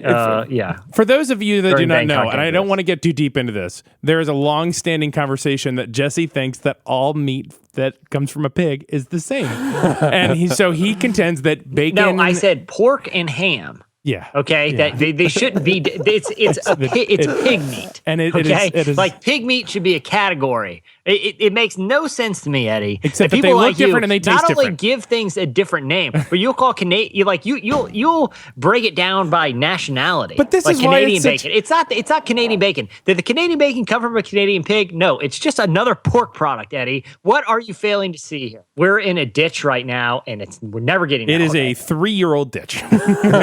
All right, so last week's question of the week was a little bit different. Yeah. During the show, Adam Smith posed, just in passing, a riddle that we wanted your advice in solving. Now, I mean, there is an answer to the riddle, but we thought you guys could do better. So here's the riddle. Here's what last week's question of the week was. You have a fox, a bag of grain, a chicken, and a canoe. And you have to get all three of those things, the fox, bag of grain, and chicken, across a river using the canoe. And you can only bring 2 things at a time. How do you get them all across? Because the dilemma is that the chicken will eat the grain if left alone, and the fox will eat the chicken if left alone. Correct? Yes, that is That's sort of the dilemma you have to solve. Yeah, so you guys hit us up on Twitter at Relevant Podcast. You also went to the podcast episode page at relevantmagazine.com and helped us come up with creative solutions for this riddle. Well, can I just read the right answer? It was actually David Meigs, Meigs. I'm sorry, David. Use the pastrami to lure Nick Cage. His presence alone will part the river and solve the conundrum. Well done, David. Solved it. Well Considering done. Eddie didn't hear that late in the show, that makes a ton of sense for you. Yeah, it just totally makes sense. Michael said, easy. The fox is a flying fox, and he carries the grain for me while I row across the river in my canoe, which incidentally is carved in the shape of a whale shark using sharp knives I acquired from my time in the Order of the Bow. Michael has solved it, ladies and gentlemen. My goodness, he's just going through the archives, pulling all the references. But we didn't specify it wasn't a flying fox. For all we know, I could just fly that fox right over there. That's true. So the fox has the bag of grain in his mouth. He flies over. You and the chicken just row over casually on the canoe. Exactly. Carter on Twitter said, just shoot the chicken. Then you not only have all your grain and a cool fox, but now you have a bucket of fried chicken. That's a great solution too. And Eddie, like I said, if there's multiple pieces of chicken in there, what meat is that, friend? But what I'm saying is, it's all chicken. It's all chicken, bro. I understand, but I think pigs are different than chickens, and I think there's something that I need to figure out before I continue on this conversation. Yeah, because at this point, you're conceding that I'm correct. But here's the thing. Here's the thing now, Jesse. If pompous meat labels. But because that's what they are. You understand? I understand they both come from a pig, but they are completely different entities. They taste different. They smell different. It's a whole different thing. Chicken just isn't as diverse. That's the problem. Okay. Another Michael said, chicken's plenty diverse. It's a matter of scale. Oh, trust me. Okay. Michael said, take the fox and a bag of grain across. Once I get on the other side, I reach inside the bag of grain. And what do I pull out? An egg ready to hatch. Problem solved. It. BC said, clearly Shauna left too early. Can you guys use get JP the Exterminator numbers from her? I'm sure that he knows the way to use a drill of fast food leftovers to solve this riddle. Poor JP. All right. Well, there's a bunch more. Do we want to? What's the real answer to the riddle? Jesse, do you know? Okay, I'm reading this live, okay, so I here we have go. to pre-read it. Yeah. Take the chicken. Okay, this is from riddlebrainteasers.com. Eddie, do you have that site bookmarked? Such a good bookmark. Yeah, it's that in my hand journal are my daily reading. Take the chicken over first. Go back and bring the grain next. But instead of leaving the chicken with the grain, come back with the chicken. Leave the chicken on the first side and take the fox with you. leave it on the other side with the grain, finally go back over and get the chicken and bring it over. So that it's just a matter of sequence at that point. That's good. That makes sense. Except for the fact that the chickens and the foxes will have wandered off as you're. Yeah. Do I have a pin or something to put them in? Yeah, we're assuming these are all trained chickens and foxes. Yeah, they're just waiting patiently. So now the fox is domesticated. Oh, okay. So you have to. So the first step is domesticate the fox, and then the second step is teach the chicken to stay. Nice question, Adam. Next. All right. Well, it's time for this week's editorial question of the week. Hey. Well, we're T-minus 2 weeks and counting till the 500th episode, and so this is 498 right now. Yeah. Wow. Yeah. Crazy. It's a lot. And again, the cement isn't totally. So it was really wet a couple weeks ago. Mm-hmm. The general concept was still furry. Now we've got the concept. Now what we want to do is add on the extras. So we want y'all to help us figure out ways to create the event even better, create the moment even better, and raise more money for Charity Water. Yeah. So what would you like to see happen? What should we add to the mix? What should, like Jesse came up with the idea of one of the big donors will win this accessory pack for the Chef Currys. What are some other things we should add to the mix or to the live stream or to the LaBouffe Cam experience for you so you guys will give more money to Charity Water? Yeah. Okay, here's one. If you, again, this could be a terrible idea. I don't know. But maybe if you're a certain part of a certain donor level, or if you are selected as one of the people who are there live to kind of get more interest into this, maybe we have a pork plate sampler with hickory sausages, some bacon, some ham, different pork products. And you tell me, can you tell the difference? And you know like what? a little pork taste. I'm sure they will, because they're all completely different tastes tastes and all completely different products. Yeah, like hickory, like I said, hickory sausages that are good all year round. I know for a fact there's a honey glazed you're ham. saying they're going to eat a piece of ham and then eat a piece of sausage and not know the difference. I say we will all with little toothpicks and it'll be delightful. Literally. You said the dumbest thing. I would take money away from you if you are that but we want to unsmart. hear ideas. There's no bad ideas. Well, that one was a bad idea, but there are probably no bad ideas. People love pork, Eddie. It's a whole industry. So you guys should hit us up on Twitter at Relevant Podcast, or you can post your suggestions on the podcast episode page at relevantmagazine.com. I think, and as of today, as of right now, trappedinthecage.com is up. You can vote for the movies this week, and then we'll keep updating. You can reserve, your seat to come. The info there for our studio. Info will be there about our studio and all the things, how to donate to the campaign for Charity Water. So, we'll keep updating it as you guys send us the ideas and we want to implement them. We'll keep adding little extras throughout the 24 hours. What I'm saying to you, Jesse, is that have you ever seen one of those diagrams of a pig? Oh, gosh. Send us your feedback on Twitter or the Relevant Podcast page. We'll read it. Can't wait to hear it. Many thanks to our show sponsor, Fracture. Remember, you can go to fractureme.com/podcast. That's actually where that kid went after he went to visit your church that time, and the greeter squeezed his hand too hard. Yeah, went to fractureme.com. Yep, shattered it. Fractureme.com/podcast to get 10% off your first order, and make sure you mention you got there because they're relevant. And then, don't forget to go to our survey, podsurvey.com/relevant, to take our survey and help the show out and help us get, find the right partners for this thing. Cool. Yeah. Many thanks to our guests. Social Club Misfits, their new album, A Misfit Generation, is available everywhere. You can follow them on Twitter at SocialXClub. And Dr. Russell Moore, make sure to follow him on Twitter at Dr. Moore. And while you're on the internet, swing over to relevantmagazine.com and subscribe to the magazine. The new issue is shipping now and is hitting mailboxes. We will actually tell you about the new issue on next week's episode. Cool. But if you go to relevantmagazine.com, you can subscribe for just $1 a month, and I think you'll like it. On that note, we'll wrap it up. I'm Cameron Strang. I'm Eddie Koffoltz. I'm Chandler Strang. I'm Jesse Carey. For Joy Eggerich Reed, we'll see you next week.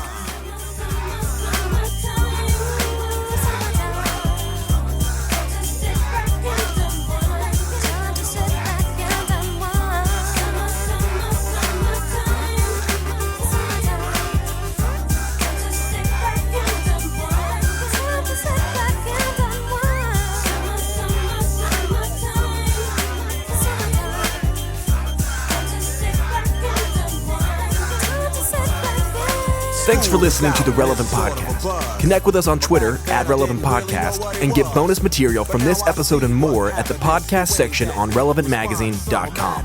And don't forget to check the magazine out. It's available on newsstands and at the iTunes App Store, or you can subscribe online at relevantmagazine.com/subscribe. Back in Philly, we be out in the park. A place called the Plateau is where everybody go. Guys out hunting and girls doing likewise. Honking at the honey in front of you with the light eyes. She turn around and see what you beeping at. It's like the summer's a natural. What's this desk made out of? Paper mache? Ah! And then I drop it.